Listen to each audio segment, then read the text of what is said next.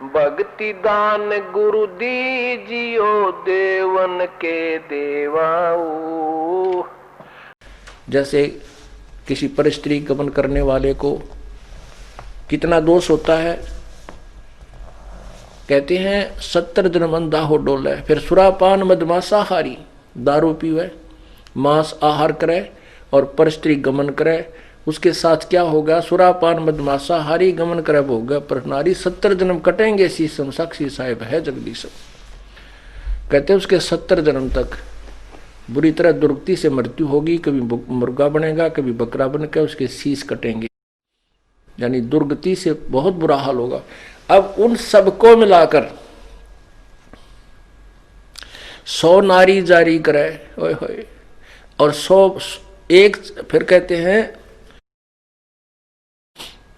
मजरा पीवे कड़वा पानी और 70 जन्म कुत्ते के जानी, ओए होए। शराब पीने वाले के 70 जन्म कुत्ते के होंगे कंटिन्यूस, आगे गधे वाली नंबर जब बाद में होगा, पहले कंटिन्यूस 70 जन्म कुत्ते के होंगे, और कुत्ते का जन्म तो एक कब तेरा।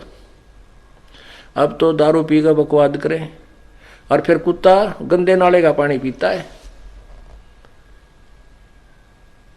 तो कहने का भाव ये बता रहे हैं परमात्मा के 100 नारी जारी करे, एक परस्त्री गमन का कितना पाप है, 70 जन्म अंधा हो डोला है, और 70 जन्म कटे शीशम। और कहते ऐसे ऐसे 100 कुकर्म कर ले, 100 पाप, 100 नारी जारी करे सुरापान 100 बार। एक बार शराब पीने तक कितनी हानि बताई, मदरा पीवे कड़वा पानी 70 जन्म कुत्ते के जाने। 100 नारी जारी करे सुरापान 100 बार, और एक चिलम हुक्का भरे वो डूबे काली धार। उनसे भी अधिक कितना पाप है, कहते एक हुक्का भर के देने वाले को, पीने वाले का तो बेड़ा गर्क होएगा, जो भर के दे उसमें सहयोग देता है उसको भी इतने पाप लगेंगे, वो भी डूबे काली धार अर्थात घोर नरक में डाला जाएगा।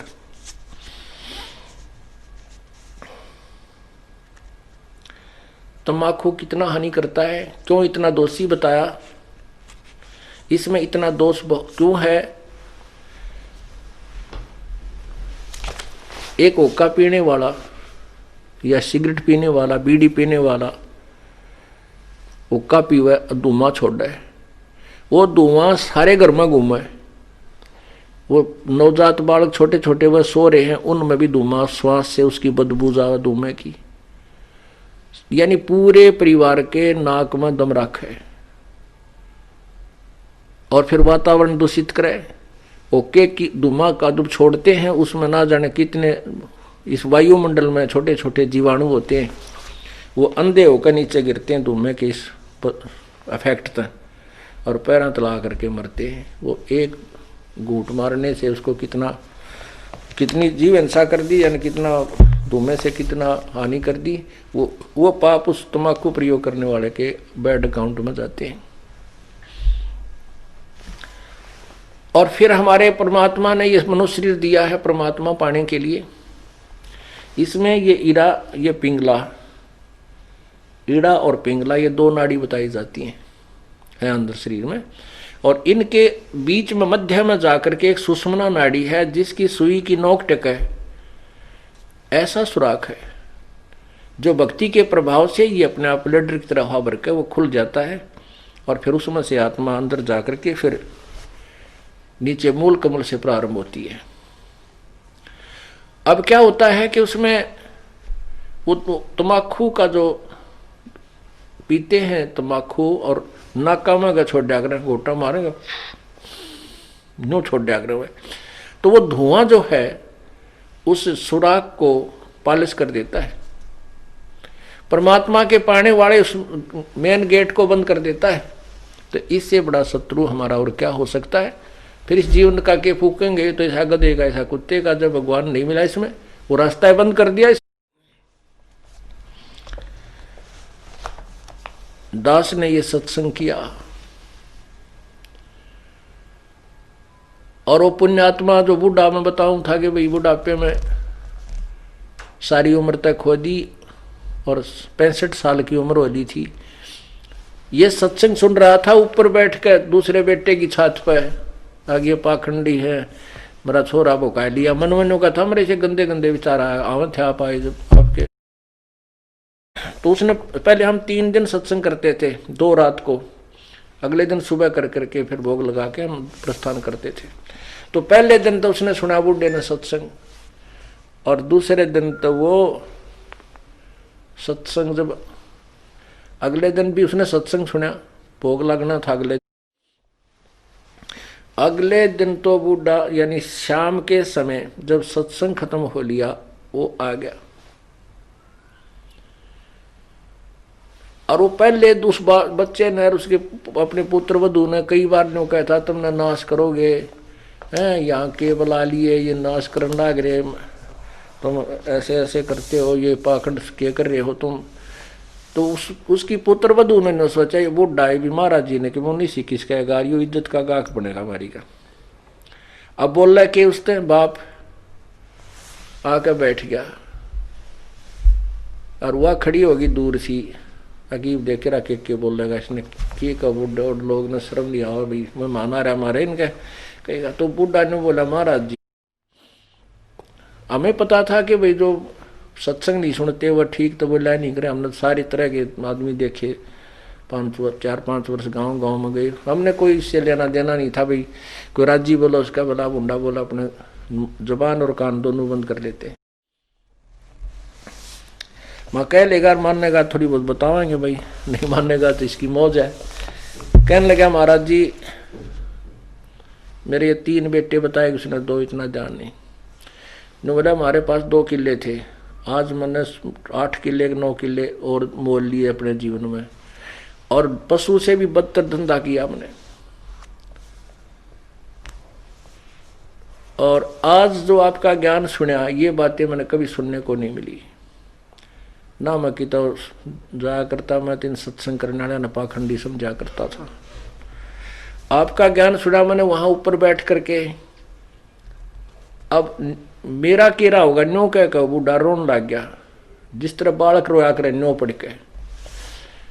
मैं बोला की बात होगी क्यों नहीं, क्या बात होगी, मैंने समझाया। फिर तो जलसा उसका डट लिया, जब लग गया बताने।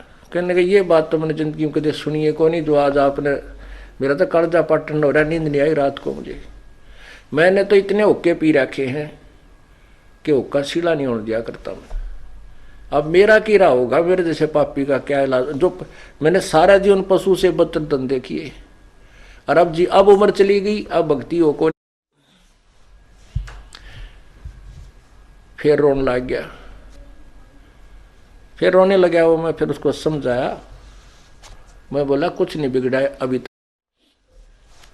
इस आत्मा के इस जीव के असंग जन्म हो लिए, और यदि अब भक्ति नहीं शुरुआत करी तो आगे भी ये झंझट सदाई बना रहेगा। आप अब शुरू कर दो इस उम्र में, कोई फर्क नहीं पड़ेगा। ने बोला ईब के होगी दिन के मेरा कह दिन का मैं मान हूं, मैं कितने वर्ष का, अब तो मुश्किल है, नो नाड मारे। फिर उसको समझाया कि ध्यान से सुनो आप, जैसे कुएं में बाल्टी पड़ दियो, डोल है बाल्टी होती है जिसका रस्सा बांध कर पानी बाहर खींचते हैं, और वह बाल्टी कुएं में चल पड़ी और उसका जो रस्सा लटकता हुआ आ रहा है। यदि हाथ पैर मार कर दौड़ धूप कर उस रस्से को लास्ट बीट, उसकी जो लास्ट एंड बीट है ना पूछड़ी, वह नेजू की उस रस्से की बाल्टी के बंधे हुए रस्से की पूछड़ी ठहगी, यानी एंड भी मिल गया, 4 उंगल का रह रहा वो भी हाथ में आ गया तो कुछ भी ना गया, वह बाल्टी भी आ और पानी भी मिला। अब जावत ये कि जब हाथ पा नहीं मारेंगे तो गई, वो तो जा ही रही है।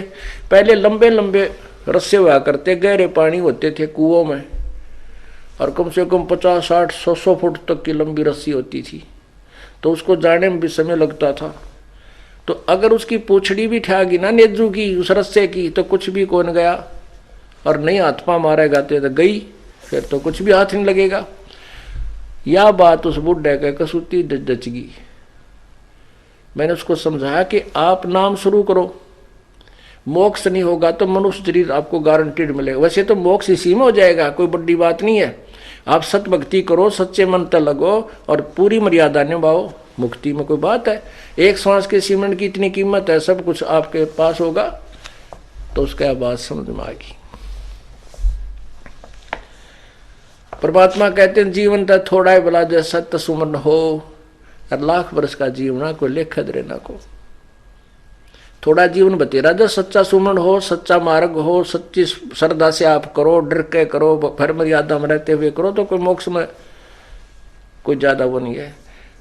तो वो कहने लगा जी ना तो मैं दान कर सकता, ना मैं धर्म कर सकता। मैं बोला ये तेरे बेटे तेरे तो पहला नाम पाएगी। जब वह बुढ़िया वह माई आ गई वहां बैठ गई, ने बोली अपने ससुर के लिए एक पाठ तो मैं कराऊंगी। मैं बोला देख हो गया तेरे दान शुरू। परमात्मा पर लगो रास्ते आप खोल देगा, कोई दिक्कत। आप सुमन करो, आपने जो सुमन से बड़ा तो कुछ भी नहीं है, आपके हाथ में कुछ नहीं है, मान लिया।